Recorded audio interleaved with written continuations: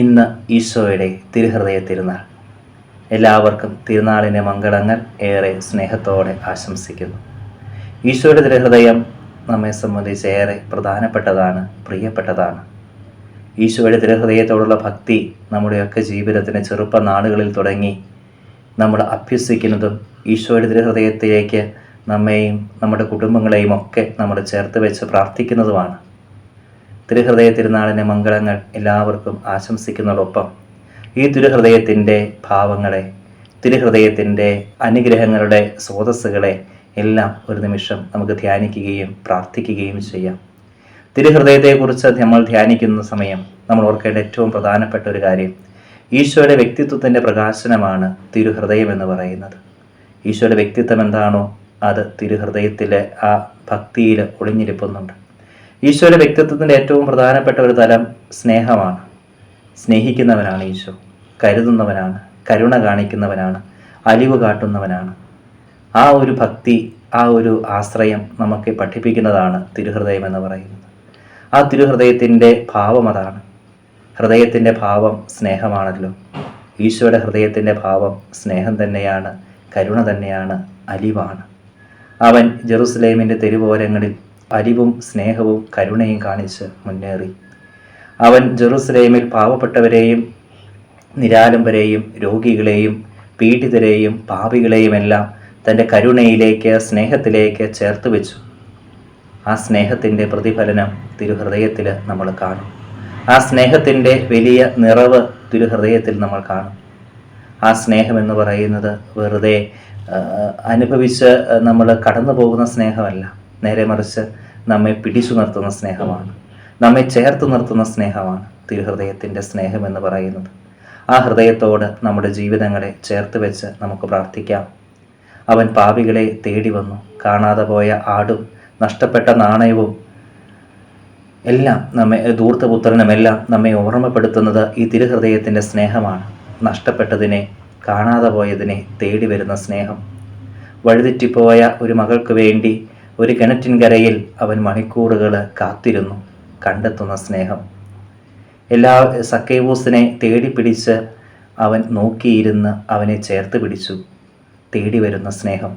തിരുഹൃദയം തേടി വരുന്ന സ്നേഹമാണ്, ചേർത്ത് നിർത്തുന്ന സ്നേഹമാണ്, അലിവിൻ്റെ ഉറവയാണ്, ആർദ്രതയുടെ ഏറ്റവും മൂർത്തിഭാവമാണ് തിരുഹൃദയം.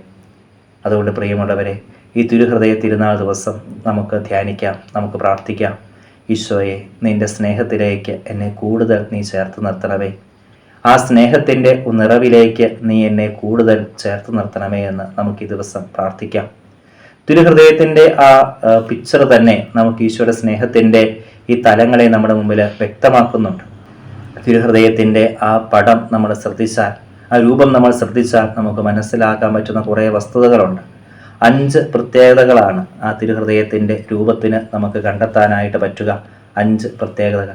തിരുഹൃദയത്തെ പൊതിഞ്ഞു നിൽക്കുന്ന അല്ലെങ്കിൽ തിരുഹൃദയത്തെ ആവരണം ചെയ്യുന്ന ഒരു മുള്ളുണ്ട്. മുള്ളുകളുടെ ആവരണം തിരുഹൃദയത്തിൽ നമ്മൾ കണ്ടെത്തുന്നുണ്ട്.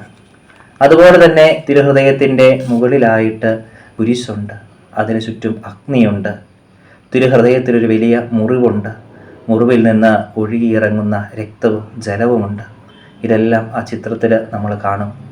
അതിൻ്റെ ഓരോന്നും നമ്മളെ സൂചിപ്പിക്കുക ഈശോയുടെ ആ സ്നേഹത്തിൻ്റെ നിറവ് തന്നെയാണ്. ആ പടം അല്ലെങ്കിൽ ആ രൂപം നമ്മൾ വിശദമായിട്ടൊന്ന് പഠിച്ചാൽ, ധ്യാനിച്ചാൽ ഈശോയുടെ വ്യക്തിത്വത്തിൻ്റെ ഭാവങ്ങൾ ഓരോന്നും നമുക്ക് കണ്ടെത്താനായിട്ട് പറ്റും. ആദ്യമേ നമ്മൾ കണ്ടെത്തുന്നത് ആ മുള്ളാണ്. തിരുഹൃദയത്തെ പൊതിഞ്ഞു നിൽക്കുന്ന മുള്ള്, ആവരണം ചെയ്യുന്ന മുള്ള്. ആ മുള്ള് ത്യാഗത്തിൻ്റെ പ്രതീകമാണ്. ത്യാഗമാണ് സ്നേഹത്തിൻ്റെ ഏറ്റവും പ്രധാനപ്പെട്ട തലമെന്ന് നമ്മെ ഓർമ്മപ്പെടുത്തുന്നത് ഈ മുള്ളാണ്. എവിടെയൊക്കെ സ്നേഹമുണ്ടോ അവിടെയെല്ലാം ത്യാഗമുണ്ട്. ത്യാഗമില്ലാതെ സ്നേഹമില്ല എന്ന് തിരുഹൃദയം നമ്മെ പഠിപ്പിക്കുകയാണ്. ത്യാഗമില്ലാത്ത സ്നേഹമെല്ലാം കള്ളത്തരവും അപകടവുമാണ് എന്ന് തിരുഹൃദയം നമ്മെ പഠിപ്പിക്കുന്നുണ്ട്. സ്നേഹത്തിൻ്റെ ഏറ്റവും പ്രധാനപ്പെട്ട തലം ത്യാഗമാണ്. ത്യാഗമുള്ളിടത്തെ സ്നേഹമുള്ളൂ, ആത്മാർത്ഥമായ സ്നേഹമുള്ളൂ. ഈശോയുടെ ജീവിതം തന്നെ ഇത് നമ്മെ ഓർമ്മപ്പെടുത്തുന്നുണ്ട്. അവൻ ത്യാഗത്തിൻ്റെ ഒരു ജീവിതമാണ് നയിച്ചത്. എല്ലാം ഉണ്ടായിരുന്നിട്ടും നമ്മോടുള്ള സ്നേഹത്തെ പ്രതി സ്വർഗം വിട്ട് ഭൂമിയിലേക്ക് ഇറങ്ങി വന്ന തിരുഹൃദയം. എല്ലാ നിറവും ഉണ്ടായിരുന്നിട്ടും എല്ലാ സാധ്യതകളും ഉണ്ടായിരുന്നിട്ടും എല്ലാം വേണ്ട എന്ന് വെച്ച് പാപികളായ നമ്മെ തേടി വന്ന ഈശോ. ഈ ത്യാഗത്തിൻ്റെ ചിത്രമാണ് നമ്മുടെ മുമ്പിൽ വരച്ചു കാട്ടുക. കാൽവരിയിലേക്ക് പോകുന്ന യാത്രയിൽ തൻ്റെ 3 വർഷക്കാലം ത്യാഗത്തിൻ്റെ ജീവിതം ഈശോ നയിച്ചു. നമുക്ക് വേണ്ടി പാർക്കുവാനൊരിടം പോലുമില്ലാതെ അവൻ സുവിശേഷം പ്രസംഗിച്ച് മുമ്പോട്ട് നടന്നു. പലരും അവനെ കളിയാക്കുകയും പരിഹസിക്കുകയും ചെയ്തു. പലരും അവനെ കൊല്ലാൻ ശ്രമിച്ചു. അവസാനം തൻ്റെ പരസ്യ ജീവിതത്തിൻ്റെ 3 വർഷക്കാലത്തിനൊടുവിൽ അവസാനത്തെ ആ ദിവസങ്ങൾ ത്യാഗത്തിൻ്റെ ഏറ്റവും സുന്ദരമായ സ്നേഹത്തിൻ്റെ അനുഭവം നമുക്ക് പകർന്നു തരുന്ന ദിവസങ്ങളായിട്ട് നമ്മൾ കണ്ടെത്തും. ഗെത്സമേനിൽ പ്രാർത്ഥിക്കുന്ന സമയം മുതൽ കുരിശിൽ മരിക്കുന്ന സമയം വരെ ത്യാഗപൂർണമായ ഒരു ജീവിതം, ത്യാഗത്തിൽ അധിഷ്ഠിതമായ ഒരു ജീവിതം ഈശോ നമ്മെ പഠിപ്പിക്കും. സ്നേഹത്തിന് ത്യാഗം ആവശ്യമാണ്. അവൻ്റെ ജീവിതം തന്നെ നോക്കും. കുരിശിൽ അവൻ കിടന്ന് വേദന കൊണ്ട് പൊളയുമ്പോഴും അവൻ പ്രാർത്ഥിക്കുന്ന പ്രാർത്ഥനയുണ്ട്, പിതാവേ അവരോട് ക്ഷമിക്കണമേ. ത്യാഗമെടുത്ത് സ്നേഹിക്കുന്ന ഈശോ തൻ്റെ പ്രിയപ്പെട്ടവരെല്ലാം അവനെ ഇട്ടിട്ട് പോയപ്പോഴും, യൂദാസ് അവനെ ഒറ്റിക്കൊടുത്തപ്പോഴും, പത്രോസ് അവനെ തള്ളി പറഞ്ഞപ്പോഴും ഈശോയുടെ ത്യാഗത്തിൻ്റെ ആ വില, സ്നേഹത്തിൻ്റെ ആഴം നമുക്ക് മനസ്സിലാകുന്നുണ്ട്. ഒറ്റിക്കൊടുത്തവനെയും തള്ളിപ്പറഞ്ഞവനെയും ഒക്കെ ചേർത്ത് പിടിക്കുന്ന ത്യാഗത്തിൻ്റെ, സ്നേഹത്തിൻ്റെ അനുഭവങ്ങൾ. ആരുമില്ല എന്ന് തിരിച്ചറിയുമ്പോഴും എല്ലാവരും അവനെ ഉപേക്ഷിച്ചു എന്ന് അവന് മനസ്സിലാക്കുന്ന സമയത്തും തൻ്റെ ചുറ്റും കൂടുന്ന ജയ് വിളിച്ചവരും അവൻ്റെ അത്ഭുതങ്ങളുടെയും അനുഗ്രഹങ്ങളുടെയും ഒക്കെ ഫലമനുഭവിച്ചവരും ഒക്കെ അവനെ വേർപിരിഞ്ഞു പോയപ്പോഴും അവൻ ഒറ്റയ്ക്കെല്ലാം സഹിച്ചു, അവൻ ഒറ്റയ്ക്കെല്ലാം ഏറ്റെടുത്തു. അതാണ് ത്യാഗം, അതാണ് സ്നേഹം. പ്രിയമുള്ളവരെ, സ്നേഹം എവിടെയുണ്ടോ അവിടെ ത്യാഗമുണ്ട്. സ്നേഹം എവിടെയുണ്ടോ അവിടെ ത്യാഗത്തിൻ്റെ അനുഭവം ഉണ്ടാകണം. കുടുംബത്തിൽ ത്യാഗമുണ്ടെങ്കിലേ സ്നേഹത്തിൻ്റെ അനുഭവങ്ങൾ നമുക്ക് രൂപപ്പെടുത്താൻ പറ്റൂ. കുടുംബത്തിൽ സഹനത്തിൻ്റെ അനുഭവങ്ങൾ വേണം. ജീവിത പങ്കാളിയും മക്കളും ഒക്കെ അവർ തമ്മിലുള്ള സ്നേഹത്തിൻ്റെ ആഴം വർദ്ധിക്കുന്നത് ത്യാഗത്തിൻ്റെ അളവ് കൂടുന്നതനുസരിച്ചാണ്. സ്വയം നമ്മുടെ സമയം, നമ്മുടെ കഴിവുകൾ, നമ്മുടെ സാധ്യതകൾ, നമ്മുടെ എല്ലാ മേഖലകൾ മറ്റുള്ളവർക്ക് വേണ്ടി ത്യാഗത്തോടെ വിട്ടുകൊടുക്കുമ്പോൾ അവിടെ സ്നേഹത്തിൻ്റെ അളവ് വർദ്ധിക്കുമെന്ന് തിരുഹൃദയം നമ്മെ പഠിപ്പിക്കുകയാണ്. രണ്ടാമതായിട്ട് നമ്മൾ കാണുക കുരിശാണ്. കുരിശ് തിരുഹൃദയത്തിൻ്റെ മുകളിലാണ് കുരിശ് നമ്മൾ കാണുക. പ്രിയമുള്ളവരെ, കുരിശ് എന്ന് പറയുന്നത് ഒരു പാലം പോലെ നമുക്ക് മനസ്സിലാക്കേണ്ട വസ്തുതയാണ്. കുരിശ് എന്ന് പറയുന്നത് പാപം മൂലം അകന്നുപോയ മനുഷ്യനെ ദൈവവുമായിട്ട് യോജിപ്പിച്ചത് കുരിശാണ്. ആ കുരിശിലൂടെയാണ് അവൻ ദൈവത്തിലേക്ക് നടന്നെടുത്തത്. സ്വർഗത്തിലേക്ക് മനുഷ്യൻ വീണ്ടും നടന്നു കയറിയത് കുരിശിലൂടെയാണ്. ആ തിരുഹൃദയം നമ്മെ ബന്ധങ്ങളെ ഊട്ടിയുറപ്പിക്കുന്നതാണ് തിരുഹൃദയം എന്ന് പറയുന്നത്. തിരുഹൃദയത്തിൻ്റെ ഭാവം അതാണ്, സ്നേഹത്തിൻ്റെ ഭാവം അതാണ്. ബന്ധങ്ങളെ ഊട്ടിയുറപ്പിക്കും. നമ്മുടെയൊക്കെ ജീവിതത്തിലും ഈ ഒരു ബന്ധങ്ങളുടെ ഊഷ്മളത നമുക്ക് അനുഭവിക്കണം. ബന്ധങ്ങളുടെ ഒരു ഊഷ്മളത നമ്മൾ അനുഭവിക്കുന്നത് തിരുഹൃദയത്തിൻ്റെ വ്യക്തിത്വത്തിൻ്റെ ഭാഗമായിട്ട് നമ്മൾ തിരിച്ചറിയേണ്ടതാണ്. തിരുഹൃദയത്തിൻ്റെ വ്യക്തിത്വം സ്നേഹത്തിൻ്റെ ഒരു ഭാവമാണ്. ബന്ധങ്ങളെ കൂടുതൽ ദൃഢപ്പെടുത്തുക എന്നുള്ളത്. പാപം മൂലം അകന്നുപോയ മനുഷ്യനെ ഈശോ ദൈവവുമായിട്ട് വീണ്ടും യോജിപ്പിച്ചതുപോലെ നമ്മുടെയൊക്കെ ജീവിതത്തിലും അകന്നുപോയ നിമിഷങ്ങളുണ്ടാകാം. ദൈവവുമായിട്ടും അതുപോലെ തന്നെ സഹോദരങ്ങളുമായിട്ടും അകന്നു കഴിയുന്ന മനുഷ്യരുണ്ടാകാം. അവരെയെല്ലാം ബന്ധിപ്പിക്കാനും ബന്ധങ്ങളെ കൂടുതൽ ദൃഢമാക്കാനും നമുക്ക് പരിശ്രമിക്കാം. തിരുഹൃദയത്തിൻ്റെ ഭാവം സ്നേഹമാണ്. സ്നേഹം ബന്ധങ്ങളെ ദൃഢപ്പെടുത്തുന്നതാണ്. ആ ഒരു ചിന്ത നമ്മുടെ ഉള്ളിലുണ്ടായിരിക്കട്ടെ. ആ ഒരു ആഴമായ വിശ്വാസത്തിൻ്റെ ബോധ്യം നമ്മുടെ ഉള്ളിലുണ്ടായിരിക്കട്ടെ. തിരുഹൃദയത്തോടുള്ള ഭക്തിയിൽ നമുക്ക് കൂടുതൽ വളരാനായിട്ട് അതിന് ആ ഒരു ചിന്ത നമ്മെ സഹായിക്കട്ടെ. മൂന്നാമതായിട്ട് അഗ്നി നമ്മൾ കാണും തിരുഹൃദയത്തിൽ. സ്നേഹത്താൽ കത്തിയെരിയുന്ന ഒരു ഹൃദയം, സ്നേഹത്താൽ കത്തിയെരിയുന്ന ഒരു ഹൃദയത്തെയാണ് അഗ്നി സൂചിപ്പിക്കുന്നത്. സ്നേഹത്തിൻ്റെ ഒരു നിറവ്, എപ്പോഴും മറ്റുള്ളവർക്ക് വേണ്ടി സംരംഭ്യയാകാനുള്ള ഒരു വിളി, ആ ഒരു വിളിയുടെ ഭാഗമാണത്. ആ ഒരു ത്യാഗത്തിൻ്റെ ഭാഗമാണത്. പ്രിയമുള്ളവർ, ഈശോയുടെ ജീവിതത്തിൽ ആ ഒരു കാര്യം നമ്മൾ കാണും. ഏത് സമയത്തും ആര് വിളിച്ചാലും, എത്ര മടുത്തിരിക്കുന്ന സമയത്തും, എത്രമാത്രം നമ്മൾ ഈശോ ഇനി വയ്യ എന്ന് തോന്നുന്ന സമയത്തും, രാത്രിയുടെ യാമങ്ങളിലുമെല്ലാം ഈശോ സദാ പ്രവർത്തന നിരതനായിരുന്നു. എപ്പോഴും പ്രവർത്തിക്കാനുള്ള, എപ്പോഴും സ്നേഹിക്കാനുള്ള, എപ്പോഴും മറ്റുള്ളവർക്ക് വേണ്ടി ജീവിക്കാനുള്ള ഒരു മനസ്സ് ഈശോയ്ക്കുണ്ടായിരുന്നു. ഹൃദയത്തിൻ്റെ ഭാവം ഈശോയ്ക്കുണ്ടായിരുന്നു. ആ തിരുഹൃദയത്തിൻ്റെ ഭാവമാണ് നമ്മൾ സ്വന്തമാക്കേണ്ടത്. പ്രിയമുള്ളവരെ, അടുത്തതായി മുറിവ് നമ്മൾ കാണും. ഈശോയുടെ തിരുഹൃദയത്തിൻ്റെ മുറിവ് തിരുമുറിവെന്ന്, ഒരിക്കലും ഉണങ്ങാത്ത മുറിവ്.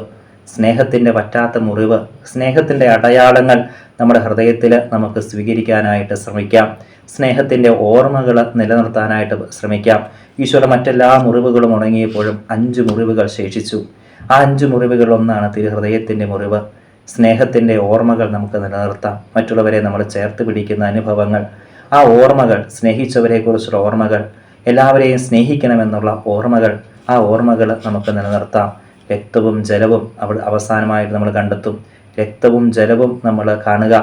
ഈശോ നമുക്കെല്ലാം തന്ന് സ്നേഹിച്ചു. ഇനി ഒന്നും തരാനില്ല. അവസാന തുള്ളി രക്തവും ഈശോ നമുക്ക് തന്നു.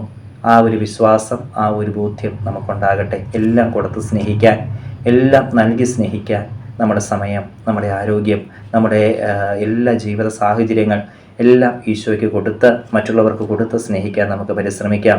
തിരുഹൃദയം നമ്മെ ഓർമ്മപ്പെടുത്തുന്ന ഈ കാര്യം, ഈശോയുടെ ഹൃദയത്തിൻ്റെ ഭാവം സ്നേഹമാണെന്നും ആ സ്നേഹത്തിൽ നമ്മൾ കൂടുതൽ വളരണമെന്നും തിരുഹൃദയം നമ്മെ പഠിപ്പിക്കുകയാണ്. ഈശോയുടെ തിരുഹൃദയം പോലെ സ്നേഹത്തിൻ്റെ ഒരു ഹൃദയമായിട്ട് നമ്മൾ മാറണം.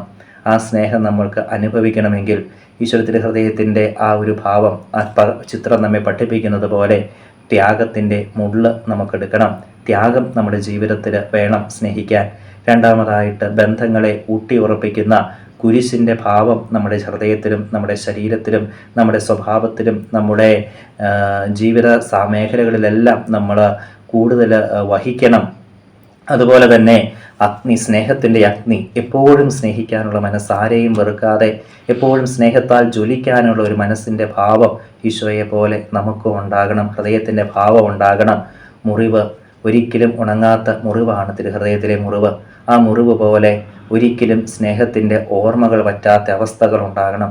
മറ്റുള്ളവരെ മറന്നു പോകാത്ത അവസ്ഥകൾ ഉണ്ടാകണം. ഒരിക്കലും ഉണങ്ങാത്ത മുറിവ് പോലെ എപ്പോഴും സ്നേഹത്തിൻ്റെ ഓർമ്മ, ആ നോവ് നമ്മെ ഓർമ്മപ്പെടുത്തിക്കൊണ്ടിരിക്കണം. രക്തവും ജലവും നൽകി ഈശോ സ്നേഹിച്ചു എന്ന് പറയുന്നു. അതുപോലെ എല്ലാം നൽകാൻ, പൂർണ്ണമായി നൽകാൻ, ഒന്നും പിടിച്ചു വയ്ക്കാതെ എല്ലാം ഈശോയ്ക്ക് വേണ്ടി, മറ്റുള്ളവർക്ക് വേണ്ടി പൂർണ്ണമായിട്ട് നൽകാൻ നമുക്ക് പറ്റണം. അങ്ങനെ തിരുഹൃദയം നമ്മെ പഠിപ്പിക്കുന്ന ഈ മാതൃക സ്വന്തമാക്കാൻ നമുക്ക് പറ്റട്ടെ. ദൈവം നമ്മെ സമർത്ഥമായിട്ട് അനുഗ്രഹിക്കട്ടെ. പിതാവിൻ്റെയും പുത്രൻ്റെയും പരിശുദ്ധാത്മാവിൻ്റെയും നാമത്തിൽ ആമേൻ.